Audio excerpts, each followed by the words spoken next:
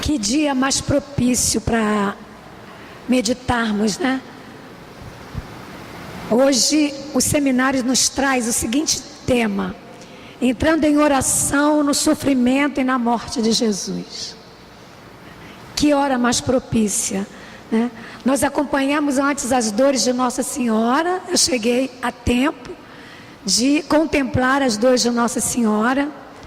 E agora nós vamos contemplar um pouquinho, pedir a Deus a graça de contemplar um pouco do sofrimento de Jesus, né?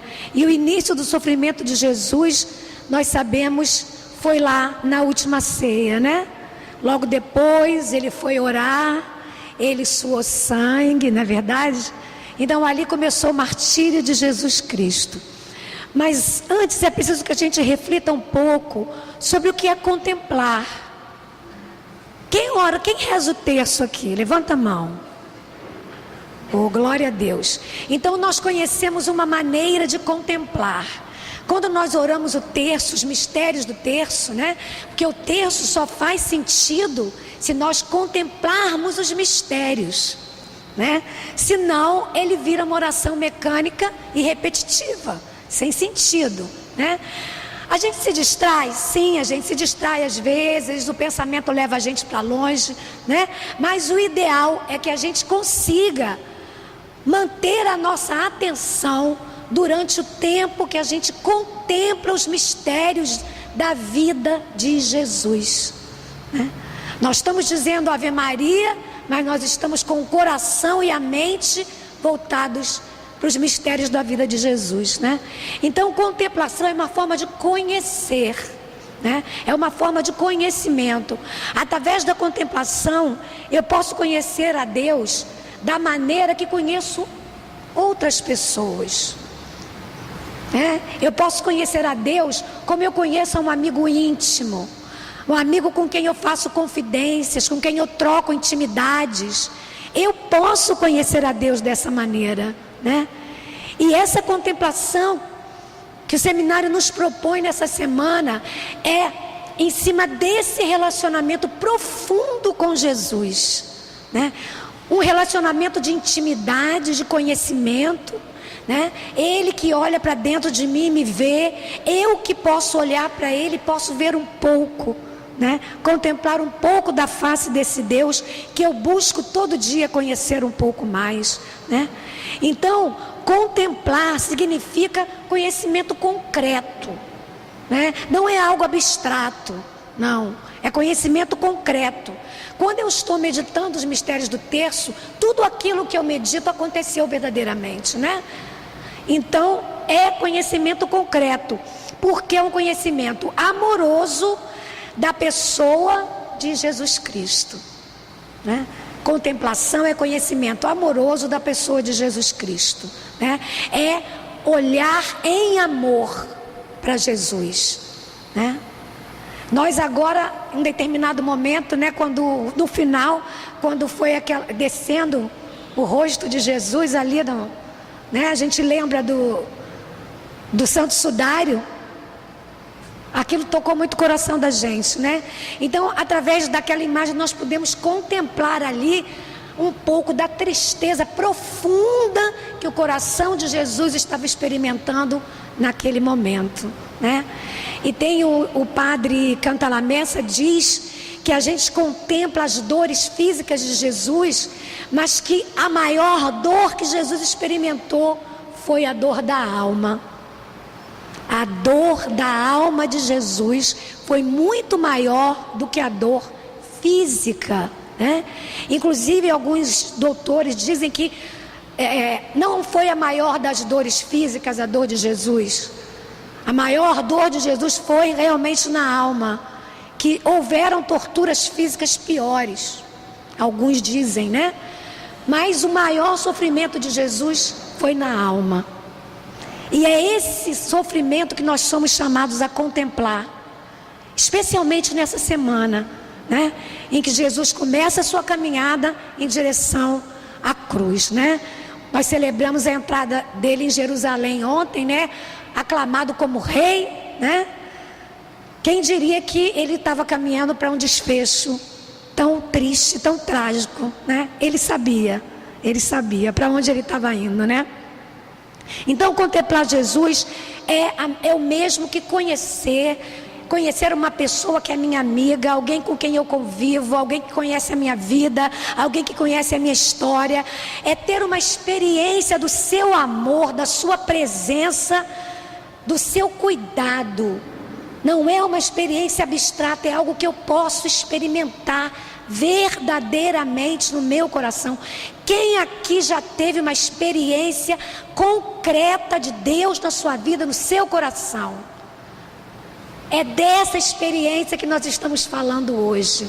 Essa experiência real, concreta, de um Deus que se entregou por mim, de um Deus que padeceu um sofrimento inimaginável por mim, para que eu fosse salvo, para que nós estivéssemos hoje aqui reunidos, contemplando todo o sacrifício desse Deus por nós, né? Esse é o convite dessa semana para nós.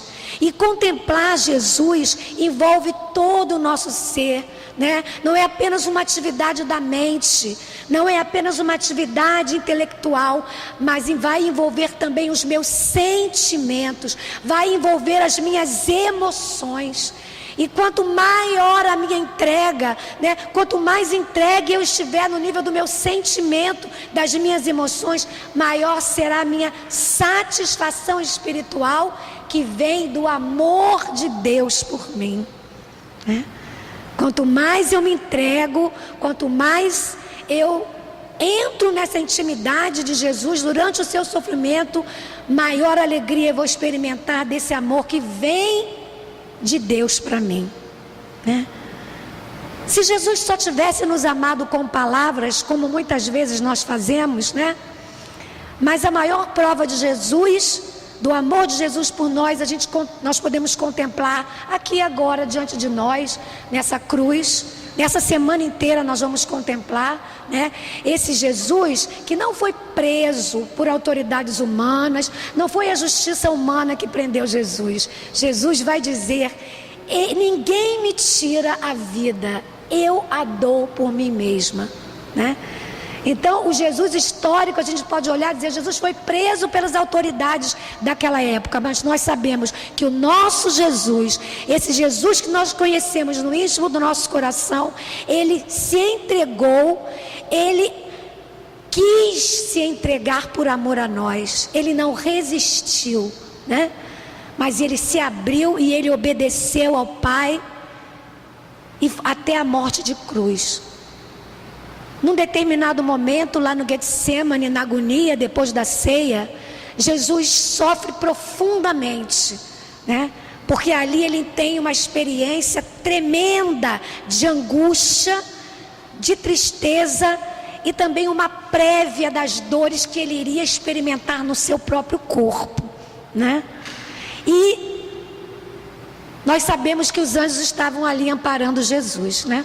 Porque deve ter sido realmente um momento crucial, né? Ele pôde antever o seu sofrimento, tudo aquilo que ele iria passar, né? E dizem também que ele pôde antever todos os que ele iria salvar, né? Eu não sei se isso é real, mas já ouvi falar disso, que naquele momento Jesus também pôde contemplar todo o mal, né? Mas ele também pôde contemplar todo o bem que a morte e o sacrifício dele na cruz poderia servir para cada um de nós, para gerações futuras, né? Jesus se entregou há 2000 e tantos anos atrás, mas nós hoje colhemos ainda da sua entrega, da sua renúncia, do seu sacrifício, do seu sofrimento, né? Então esse é o convite para essa semana, né? Na última ceia, Jesus restabelece a aliança com Deus que havia sido quebrada do nosso lado.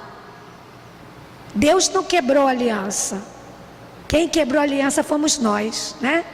E essa aliança só podia ser restabelecida através do sangue de Jesus, né? Então, naquela última ceia, ele reuniu seus amigos, né? Ele se despediu dos amigos, ele tentou fazer com que eles compreendessem o que ele iria passar, né? Mas nós sabemos que eles só foram compreender perfeitamente depois que ficaram cheios do Espírito Santo, né? Tanto que enquanto Jesus orava e agonizava e estava suando sangue, experimentando a dor e a angústia daquele momento, eles estavam dormindo, né? Ele se levantou um determinado momento e pergunta: vocês não podem vigiar comigo nem uma hora? Né? E ele disse mais. O que Jesus disse para eles? A carne, o espírito está pronto, mas a carne é fraca, né? Então Jesus chamava a atenção deles para que vigiassem, né? Eles foram tomados de sono, a carne os venceu e eles não puderam vigiar uma hora sequer com Jesus, né? E quando termina aquele momento, logo imediatamente Jesus vai preso e diz: agora vocês podem dormir. Agora basta, né? Não precisa mais vigiar, porque o Filho do Homem vai ser entregue nas mãos dos pecadores, né? Então nós precisamos meditar também se a nossa oração, se a nossa contemplação é difícil, como era para os apóstolos, se manter uma hora vigilante, uma hora em atitude de escuta, em atitude de oração, em atitude de entrega, de acolhimento, né? Jesus chama a nossa atenção hoje, a mim e a você. Querido, querida, você pode vigiar uma hora comigo? Ele está dizendo isso hoje para nós. Você pode vigiar uma hora comigo? Vamos vigiar uma hora com Jesus, né? Para que depois a gente não tenha que ouvir: basta, é chegada a hora, né? Vamos vigiar essa hora, vamos nos entregar para Jesus nessa contemplação de todo o sofrimento, de toda a angústia que Jesus passou. E quando ele fala, né, o Raniero Cantalamessa fala dessa dor da alma, ele vai falar do sofrimento de alguém que teve uma manifestação visível de Deus no seu batismo, né? Que disse uma declaração de amor daquele Deus que disse a ele: este é o meu filho muito amado. E na cruz ele experimenta o abandono desse mesmo Deus que tinha dito: este é o meu filho muito amado. Jesus experimenta o abandono, né? E ele diz: por que me abandonastes? Pai, por que me abandonaste? Então esse foi um dos maiores sofrimentos de Jesus, porque ele se viu longe do Pai, ele se sentiu afastado do Pai, e ele expressou essa sensação, esse sentimento, essa tristeza, essa angústia de ficar longe do Pai, né? Por que me abandonaste? Né? E ele deve ter pensado em todos os momentos de intimidade que ele teve com o Pai, quando ele subia ao monte para orar. Quantas vezes ele deve ter, né, visto a face de Deus, e naquele momento supremo ele deve ter realmente tido uma angústia muito grande e ter entrado em... né? Por que, Pai? Tantas vezes o Senhor se revelou a mim, e agora na hora mais crucial da minha vida eu me sinto abandonado pelo Senhor, né? Por que me abandonaste? Jesus antes ele tentou, né, de uma maneira muito sutil, que ele fosse tirada a cruz, que ele fosse afastado aquele cálice. Também na oração dele, ele pede ao Pai: afasta de mim esse cálice, mas não se faça a minha, mas a tua vontade, né? Então Jesus foi perfeito na obediência, né? E diz a palavra de Deus que ele aprendeu a obediência pelos sofrimentos que teve, né? Aprendeu a obediência pelos sofrimentos que teve. Jesus, ao se entregar na cruz, ele abandonou-se por completo à vontade de seu Pai, né? Não havia outra maneira de nos redimir. Por isso ele disse sim, e ele se entregou. e ele se abandonou. E eu queria que a gente abrisse a nossa Bíblia um momentinho. Eu queria contemplar essa palavra de Isaías. Isaías 53.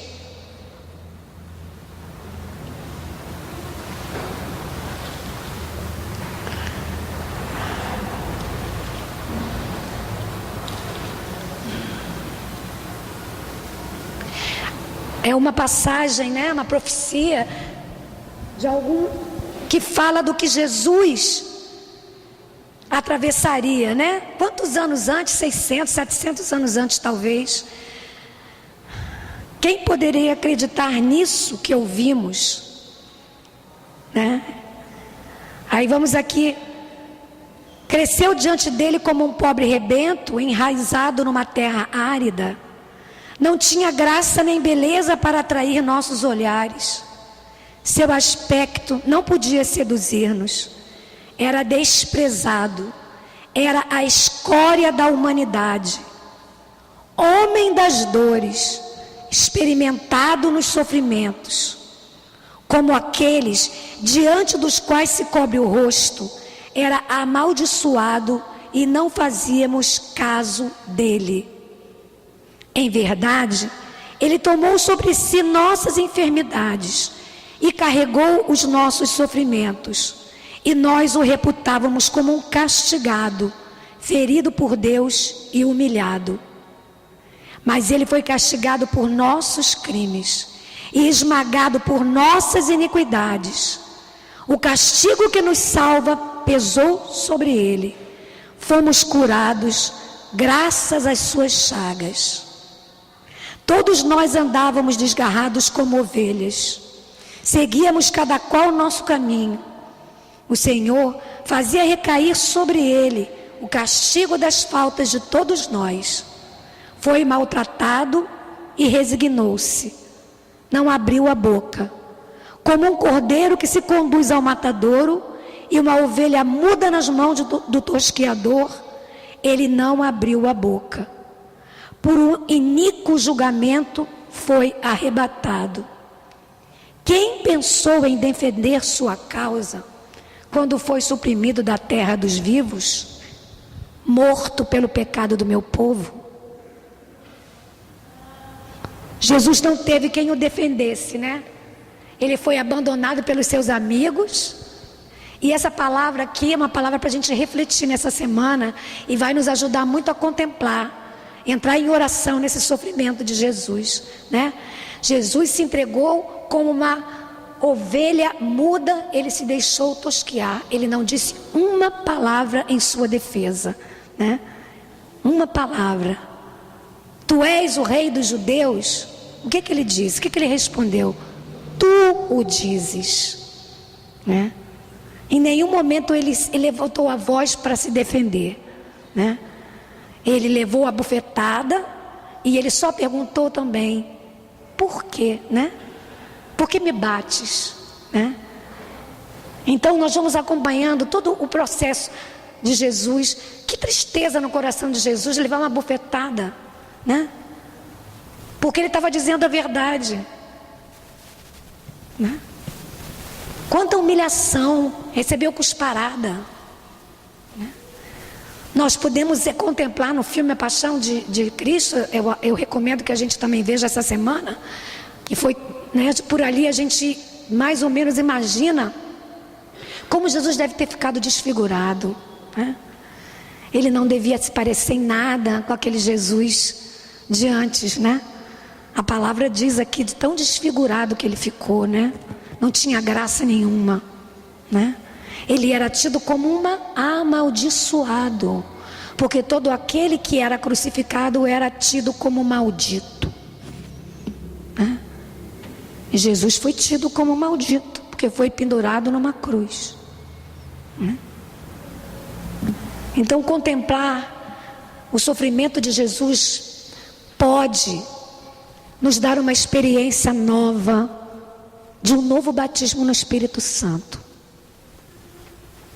Se nós pedimos a Ele essa graça, porque essa contemplação específica que a gente está falando aqui agora, que é essa nova experiência da presença de Deus em nós, é uma graça que só Deus pode dar, né?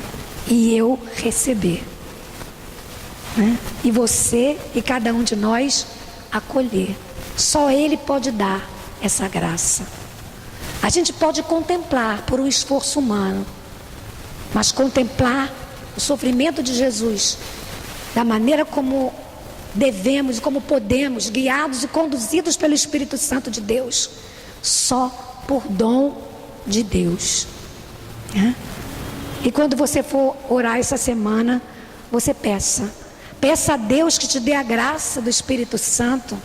Peça a graça de fazer você mergulhar em cada detalhe, né? Desde que Jesus soube tudo que ele iria vivenciar, ele já entrou em Jerusalém sabendo o fim que ele iria ter, né? Aquele momento dele lá na ceia, se despedindo dos amigos, sendo traído, né?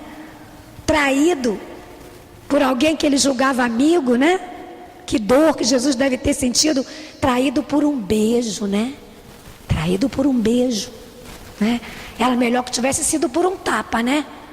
Traído por um beijo de alguém que era um amigo, né? E aí ele pergunta: com um beijo entregas o Filho de Deus, né? Com um beijo entregas o Filho de Deus? Com um beijo estás me traindo? Com um beijo estás me entregando? Logo tu que conviveste comigo durante anos, que foste um dos meus, que ceaste comigo, né? Então nós não podemos deixar de fora sequer um momento, nenhuma oportunidade desse imenso sofrimento, dessa imensa angústia, dessa dor profunda que Jesus padeceu, também carregando a sua cruz, também na sua flagelação, também Jesus sendo, né, chicoteado. E nós sabemos, né, os estudiosos dizem que o instrumento com que Jesus foi flagelado não era igual ao de todos os outros. Ele era diferente. Ele tinha uns ferrinhos na ponta, né? Foi feito estudo sobre isso. Era diferente, não era igual ao que os outros apanhavam, era diferente. Então na sua própria carne, a carne dele foi rasgada, verdadeiramente rasgada, né? Coroado de espinhos, né? Debochado. Olha aí o rei dos judeus, né? O rei dos judeus. Em cima da sua cruz tinha lá uma placa com a causa da sua condenação. Foi condenado porque era o rei dos judeus, né?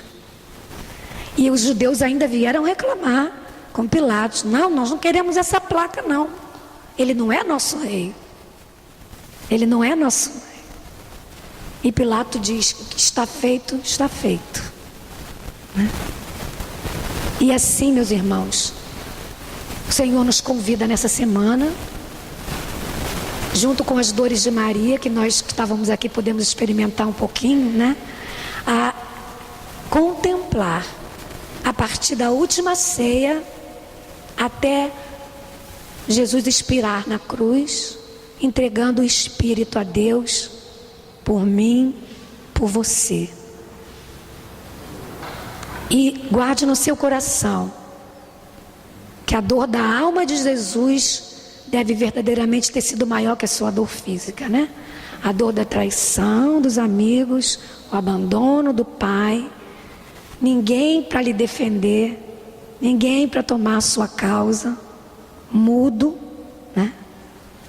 Verdadeiramente desprezado por todos. Amém? Então que contemplando esse Jesus, a gente possa descobrir esse imenso amor com o qual Ele nos ama. Como também oramos no início, Jesus é apaixonado por nós.